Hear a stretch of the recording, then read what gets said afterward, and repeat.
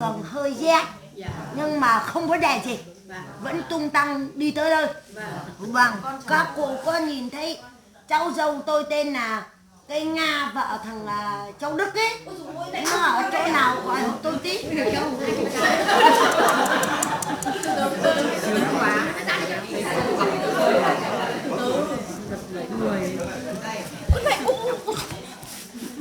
Mày làm gì mà bò lê bò la cho con này cụ mới cậy.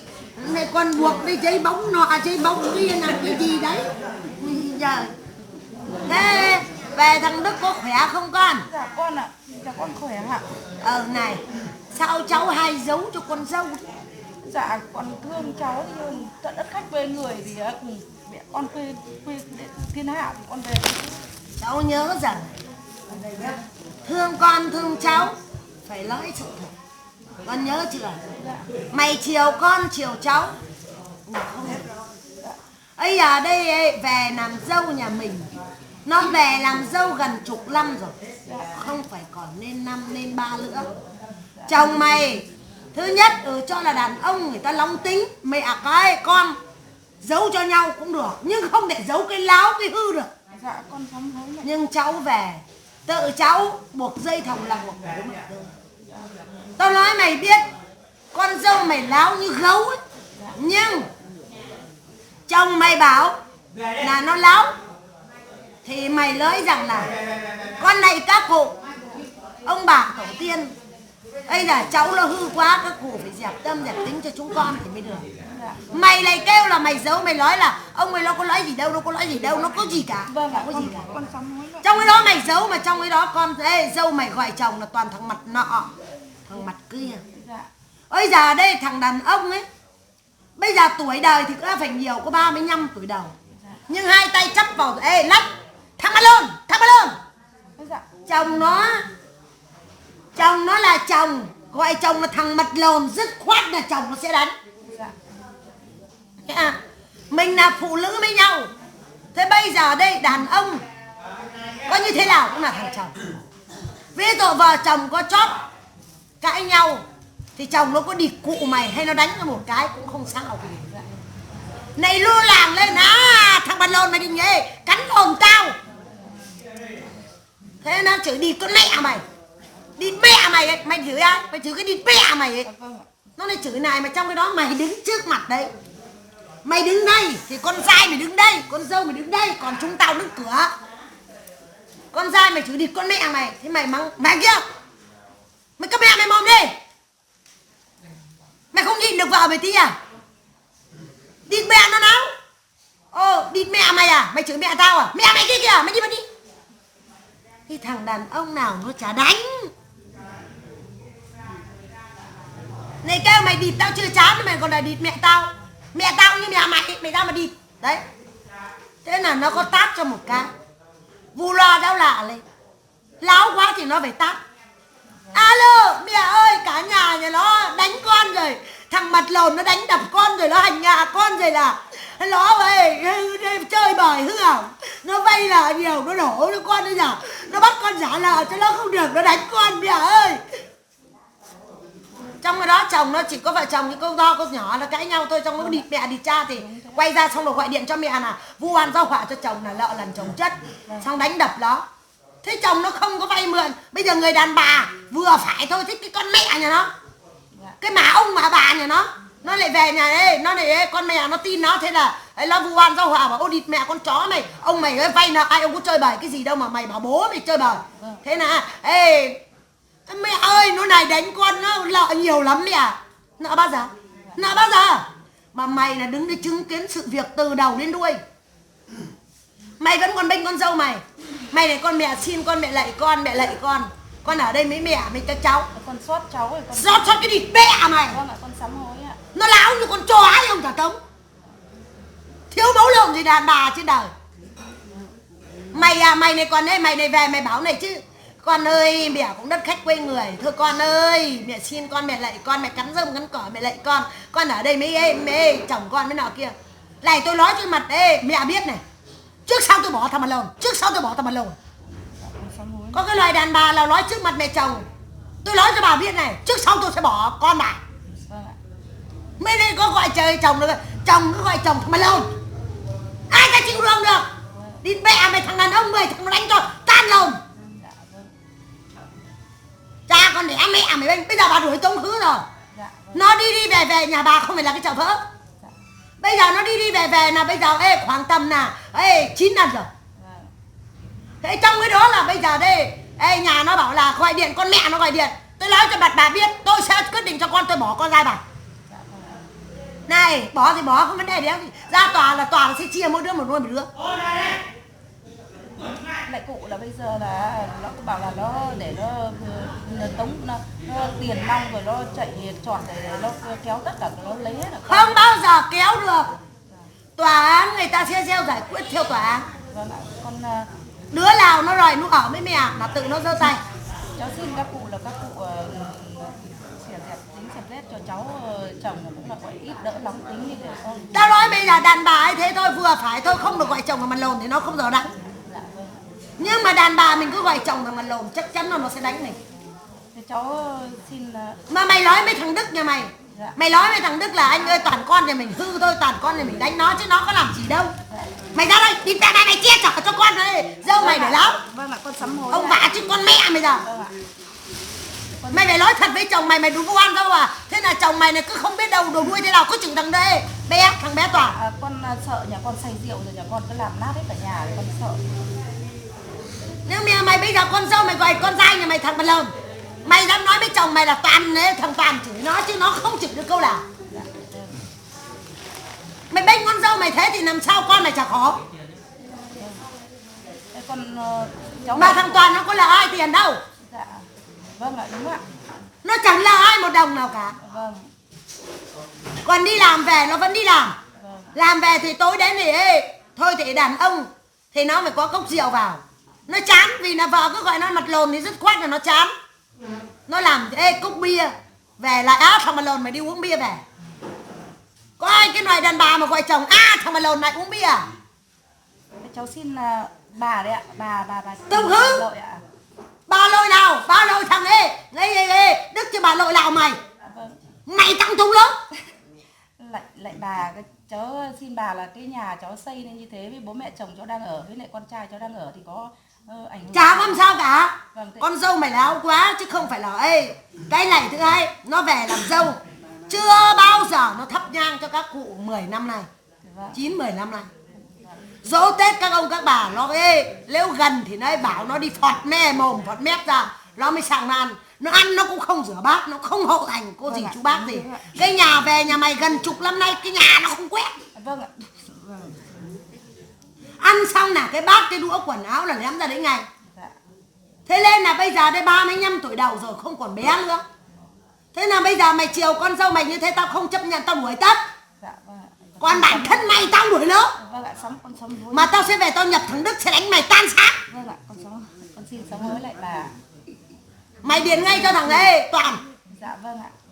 Bảo thằng Toàn là bây giờ cài nó đi. Bây giờ đây không gọi giết gì cả. Mà nó bảo là nó là mà nó có tử tế đâu.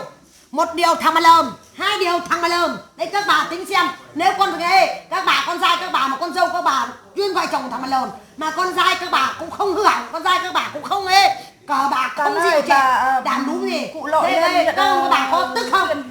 Con này con nghe này. Đây bà con cháu Toàn đấy ạ.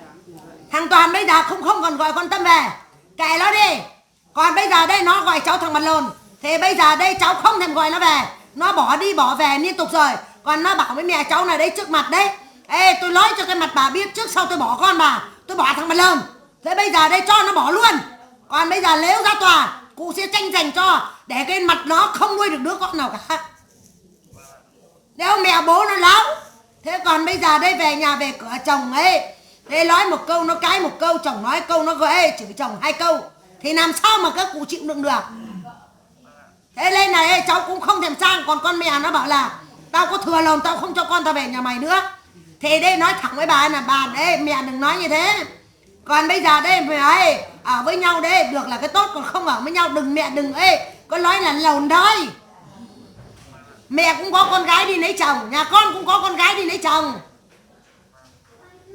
Còn bây giờ thằng Đức lúc nào nó cũng nghĩ là Thôi thì bây giờ mẹ mày này cứ đổ điêu, mẹ mày đằng sau mẹ mày chuyên nói với bố mày nè, tất cả là thằng Toàn nó đánh đập vợ nó chứ không phải là do con Tâm. Mà trong cái đó nhà mình cũng có cháu gái đi lấy chồng, mà bây giờ chứ có phải là nhà mình không có cháu gái đâu. Thế nên là mẹ mày ấy, giờ mẹ mày cứ như thế này lung túng thì còn khó. Còn kệ cha con Tâm, không thèm quan tâm con Tâm làm cái gì. Còn đây cháu cứ đi làm đi ăn, còn không uống rượu uống chè. Bây giờ đây càng như thế này cả mình phải cố gắng làm ăn. Bây giờ cháu nhìn vào đây bố cháu hay uống rượu uống chè, thì cháu đừng có đi vào bánh xe đổ của bố cháu nữa. Mày không cờ bạc là tao cảm thấy rất tốt rồi, nhưng còn cái rượu chè thì con uống ít thôi. Ví dụ ấy thỉnh thoảng làm cốc thôi, chứ còn không phải vì mà buồn quá mà bây giờ mình uống rượu. Bây giờ uống rượu vào rồi sinh bệnh sinh tật ra thì khó. Con nhà mày có ít gì đâu, bây giờ 9 tuổi rồi. Bây giờ đây cũng nghe, bây giờ đây học hành bây giờ còn phải kèm cặp cho cháu. Thế còn đây về tao cũng sẽ đậu cho để con này học cho nó giỏi. Còn con đây Tâm ấy nó còn bảo là tao trước sau tao sẽ thuê tòa án để cho nhà mày ấy trắng mắt ra không có cháu mà trông. Mày cứ yên tâm, ra tòa dứt khoát tòa, nó sẽ theo tòa quyết xét là bây giờ đây là một, ai là người nuôi nó, ai là người ấy nó thích ở là quyền của nó. Vì nó 9 tuổi rồi các bạn các cô, tòa người ta sẽ hỏi nó. Thế nên là đây các cụ sẽ run rủi cho cháu là hai đứa nó nhận về nhà mình tất.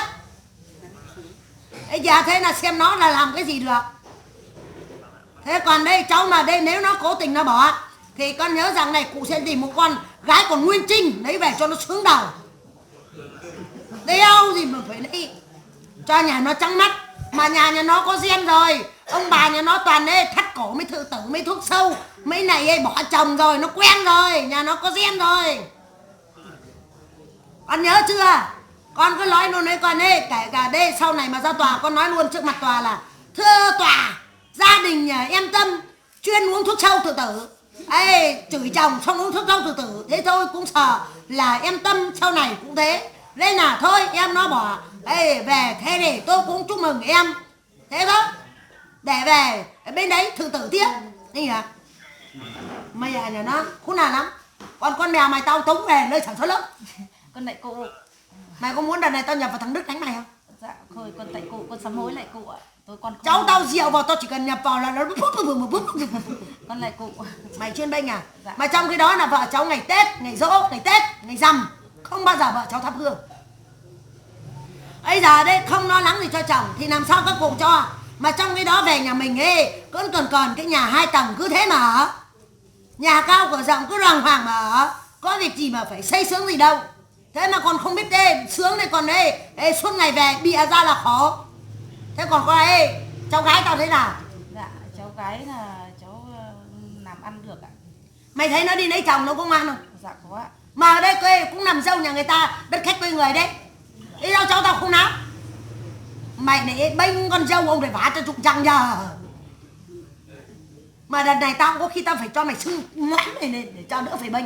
Dạ vâng, thôi con biết rồi ạ, con sám hối lại bà. Mẹ giờ có đáng nhẽ bảo thế này, mình phải gọi Tâm ơi Tâm, mẹ bảo con này. Con nhìn bố con đây kìa, bố con uống rượu uống chè. Tao cũng chưa bao giờ tao gọi bố con là thằng bằng lộn. Mà bản thân tao cũng chưa bao giờ tao chửi chồng tao.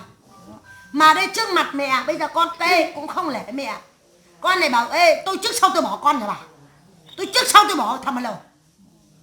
Đấy, cái con làm như thế thì bây giờ tao hỏi con là con cũng là phụ nữ, tao cũng là phụ nữ. Con ăn nói như thế có được không? Mà con về con hỏi bố mẹ con. Và trong cái đó nè, mình gọi bố mẹ nó đến, bảo bây giờ mẹ nó đến. Bây giờ tình hình đấy bà xem. Một điều nó gọi chồng nó thằng bằng lồn, 2 điều con bằng lồn. Mà tôi đã khuyên ngăn rồi, minh mày này còn giấu cơ. Con xin, cháu xin. Xong hôm nọ này gọi bà thông gia. Bà ơi bà thôi cho cháu nó về. Thôi con nhà bà nó cứ gọi con là tôi mặt lồn thế thôi. Bà cũng bỏ quá cho. Chứ con nhà bà toàn gọi con là tôi mặt lồn. Thì con nhà tôi nó gọi con nhà bà mặt lồn phải có nguyên nhân. Nó là con bên con nó thế. Thế nên thằng Toàn đặc biệt cháu không thèm bén bản xuống nhà nó con nhá. Không thèm xuống. Bây giờ nên nó không phải một lần bỏ về mà quá nhiều lần rồi. Mà bây giờ còn phải là nhỏ đâu. 9 năm nay, 9-10 năm nay nó về nhà mình rồi. Nó không no được cái gia đình nhà mình một cái gì. Cái bát, cái đũa, cái nhà, cái cửa vợ chồng đây no công việc nó cũng chẳng no được. Thì thôi kệ mẹ nó đây. Nó về chúc mừng, mua bánh pháo đốt, ăn mừng. Còn nếu nó ấy mà ấy được cái là cháu cứ tìm chỗ nào mà xem được cái dúi cho nó, đứa nào cái thế nào cũng đủ cho nó cứ theo về nhà mình. Thế thôi đừng nghĩ gì con nhá. Thế mà đi làm đi chịu khó đi làm, không được uống rượu, tối về thì thích thì cốc thôi cũng thôi. Còn nếu uống nhiều nó cũng nghiện nó không được đâu. Nó còn đây về hai đứa con mày cũng sẽ tranh giành cho nhá.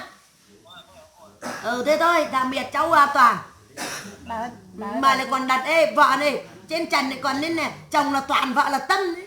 Trong nhà thằng này chồng này còn tên là Đức lên, Tâm Đức lên chứ. Trời ơi. Chán gần chết. Cháu xin hỏi bà là cái màu mả bố mẹ cháu. Con không được để thằng Toàn nó buồn. Cái thứ hai mình phải phân giải cho con cái.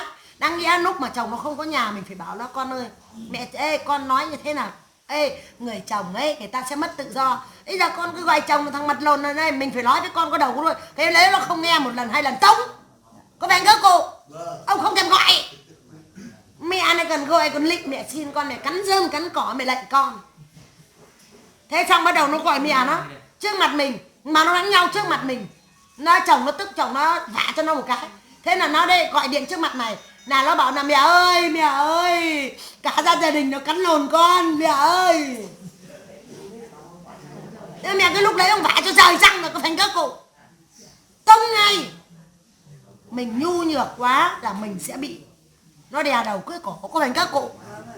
35 tuổi bây giờ nó còn trẻ, nó còn náo như thế. Mai mốt vợ chồng con già nó còn đối xử như thế nào nữa. Thôi mẹ nó đi không tiếc. Nhớ chưa? Dạ, vâng. Vô tư mà sống. Bà thế cháu hỏi. Thế còn đây cháu cứ yên tâm đi. Còn mẹ cháu mà lắm mồm quá thì tao cũng cho mẹ mày về lên trần thuật luôn. Cháu lại bà. Bà lấy cái chị Nga. Dạ. Bà sợ chị quá. Mà chị cũng điêu gần như con dâu chị thì đấy. Ôi cháu về cháu khổ lắm bà ơi. Nên mẹ bố mày dám nói với chồng ôi dồi ôi ông ơi con nhà mình nó mất dạy quá. Con nhà mình nó khốn nạn quá, nó cứ chửi địt cụ mày mới nó đánh con bé liên khúc. Mẹ mày đéo dám nói thật. Vì đấy con dâu mày bỏ nhà nó chấm con trai mày cháu mày sắm chuyển sang cho con trai mà. Nhà cháu uống rượu cho nên cháu có sợ là nó làm loạn nên này. Làm loạn được, mày phải nói sự thật, có phải các cụ. Mẹ mày tất cả cái láo của con dâu mày thì mày chuyển cho con trai. Trên đời này tao chưa thấy có con nào ngu cho con điên nào. Dạ ơi bà cháu.